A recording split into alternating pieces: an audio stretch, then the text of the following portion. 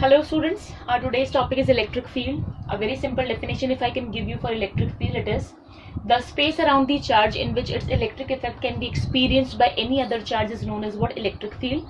Now we can have a discussion of a very simple example which will help you to understand the concept of electric field. So here what I have considered, a small bar magnet I have considered.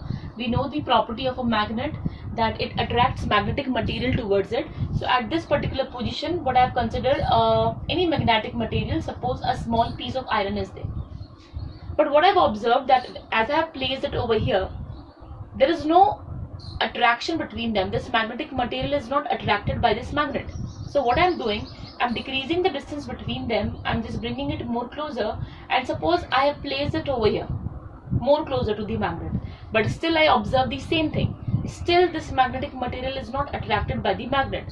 So again what I am doing, again I am decreasing the distance between them. So finally I have placed this magnetic material over here.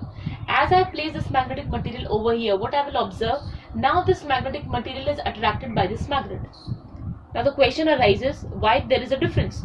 When I have placed the magnetic material over here, it was not attracted by the magnet, but as I have changed its position, now it is attracted by the magnet, though we are using the same magnet and we are using the same magnetic material.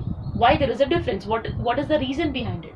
Actually at this particular position, this magnetic material is not able to experience any magnetic effect of this magnet. Or we can say that this magnetic material is not able to experience the magnetic force of this magnet, and that's why it is not attracted by the magnet.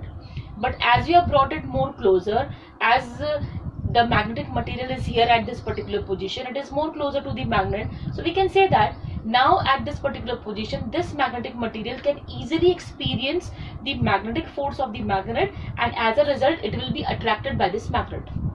But what is the reason behind it? Actually here we will talk about magnetic field. The space around the magnet, all over around the magnet, what exists? Magnetic field exists. And as this particular position lies in the vicinity of this magnetic field, so what will happen? Any magnetic material which is placed at this particular position or wherever in this magnetic field, what will happen? It will experience the magnetic force of the magnet and it will be attracted towards the magnet.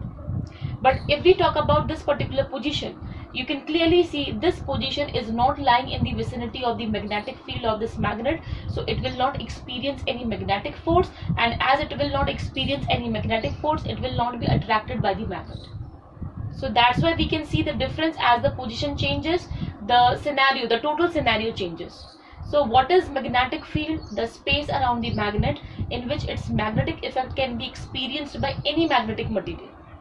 So in a similar way we can have a discussion for electric field, because our topic is not magnetic field, it is electric field. So a magnetic field is produced by a magnet, an electric field is produced by what? An electric charge or a charged body. So that we have to discuss. So here is your charged body, and suppose how much is the charge on this body? The charge is Q.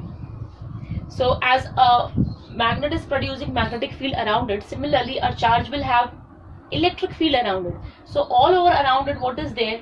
The space around this charged body is what it is having. It will be having what? Electric field.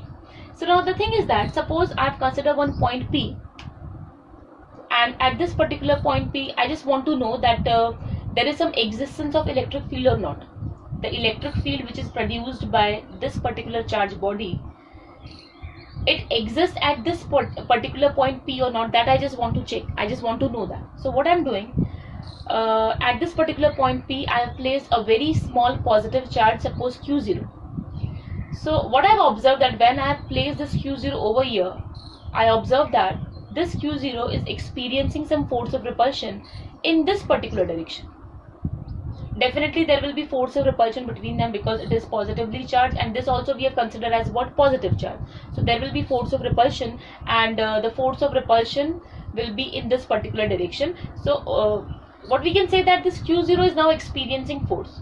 Why it is experiencing some force? Because we know this thing, all around this charged body, what is there? Electric field is there. all around this charged body electric field is there, and this particular point P is lying in the vicinity of this electric field. So Q0, which is in the vicinity of this electric field, it will experience the electric force, it will experience force of repulsion, and it will move in this particular direction. So I hope now this particular term electric field is clear, that what is electric field? The space around the charge in which its electric effect can be experienced by any other charge which is placed in its vicinity. So this is all about electric field, and because of electric field only two charges interact with each other. Okay, now we need to discuss about two new terms, and these two new terms are source charge and test charge. If you will see this charge body, it is having how much charge Q, and it is producing what? Its electric field. So this charge Q, I will call it as source charge. So the charge which is producing its electric field will be called as what? Source charge. But at the same time, one more charge I am using, that is what? Q0. Why I am using Q0? Just to test the existence of electric field at this point P produced by this source charge. So this Q0 will be called as what? Test charge. So the one which is producing electric field will be called as what? Source charge, and the one which is used to test the existence of electric field at any point will be called as what? Test charge. Now the subtopic of electric field is electric field intensity or electric field strength. Both are same, but we can have two different terms, intensity or strength. Now at point P, what we have checked that electric field due to this charge exists or not. So what we have placed over here, another charge, that is Q0. But now at this particular point P, I just want to calculate that how much strong electric field exists at this particular point. What is the strength of the electric field? What is the intensity of the electric field? So in this way, we can have one definition for electric field intensity or electric field strength.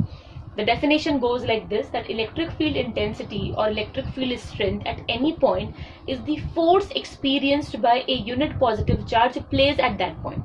At this particular point P, if I want to know the strength of the electric field, what I will do, I will place what? A unit positive charge over here, and whatever force is experienced by this unit positive charge, that will be what? That will be the intensity of the electric field which exists at that particular point P.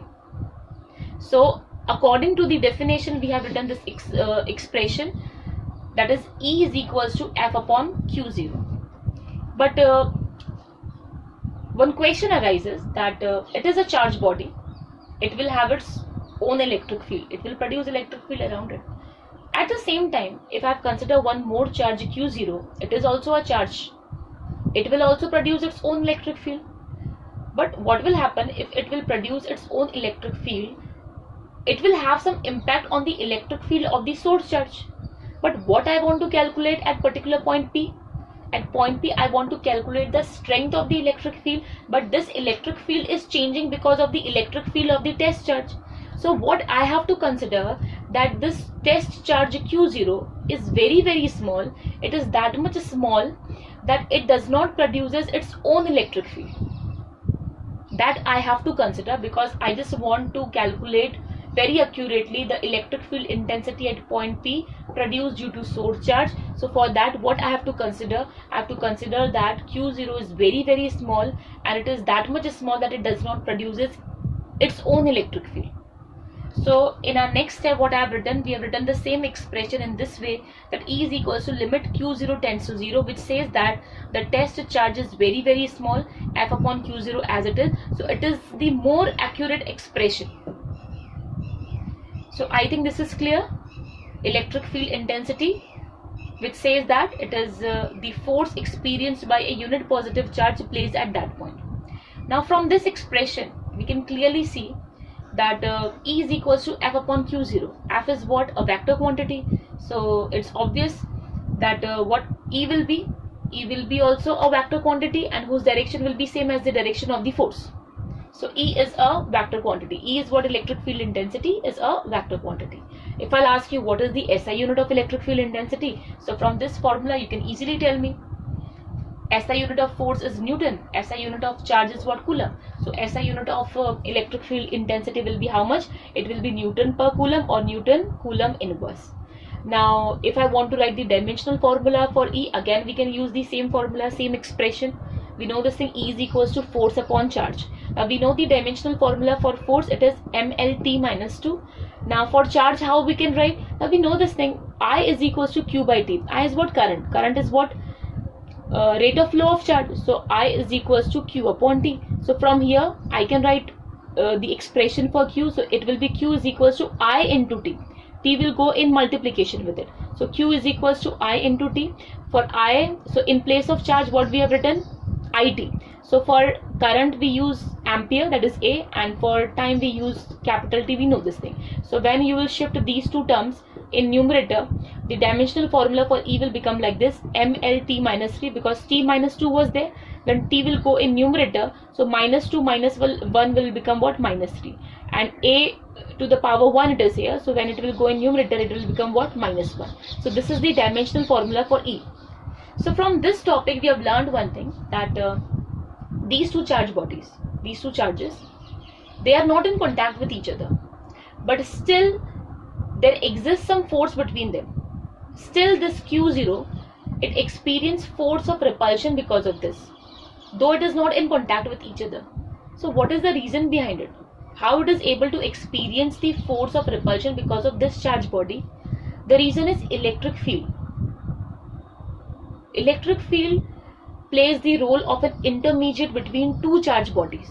If electric field will not be there, there will be no interaction between the two charge bodies. So if two charges are interacting with each other, what is the reason behind that interaction? It is electric field. So that's why what I've written over here, the two charges, they are having interaction between them because of what? Electric field. So it plays a role of an intermediate. Who? Electric field. So I think this concept of electric field is clear to all of you. Now now we will discuss what electric field due to what? Point charge. Okay, now our next topic is electric field due to a point charge. So this time what we have considered, our source charge is a point charge, and which is at O, and at our distance at point P, we just want to calculate electric field intensity due to this point charge Q. So what we can imagine, again we can imagine a test charge, a unit positive charge at point P. As it is a unit positive charge, it will experience force of repulsion because of this charge, and the direction of this force of repulsion will be in this direction. R is the distance between them. Now how much is the force of repulsion? We can easily write with the help of Coulomb's law, which we have already discussed. So F is equals to 1 upon 4 pi epsilon naught Q into Q0 upon R square, as R is the distance between them. R cap is the unit vector whose direction is from Q to Q0 in the direction of the force experienced by Q0 because of Q. And I have given it equation number 1. Now we know this, E is equals to F upon Q0. We have already discussed this thing. Now from equation number 1, what we can do, in place of F, I can write this expression. So in next step, F is replaced by 1 upon 4 pi epsilon naught Q0 upon R square upon Q0 as it is. So Q0 and Q0 will get cancelled. So finally what we will have, E is equals to 1 upon 4 pi epsilon naught Q upon R square R cap. Now the thing is that if I want to write its magnitude will be 1 upon 4 pi epsilon naught Q upon R square. From this expression it is clear that E is inversely proportional to R square. Now here is the point charge Q, which is producing what? Electric field around it. Now the thing is that at this particular point P, from this expression we can easily say that at R distance how much will be the electric field? It will be E. Now in this direction, again at R distance from this Q charge, what will be the electric field? Again it will be same. It means what? All the points which are at R distance from this point charge, the electric field will remain same or not? The electric field will be equal only at all these points which are at R distance from this point charge. So what we can say that the electric field due to a point charge is spherically symmetric, because when you will join all these points which are at R distance from Q, you will have a sphere, and on this sphere, at each and every point on this sphere, electric field will be same, and that's why I have written the word what? Spherically symmetric. Or we can also say that electric field is a radial field. Why we are using the word radial? Because from every direction, if you will have a look on this particular charge, you will see that electric field is same in all the direction along all these radius. So that's why we can also say that electric field due to a point charge, strictly we are talking about a point charge, is spherically symmetric, or we can also say that the electric field is what type of field? It is a radial field.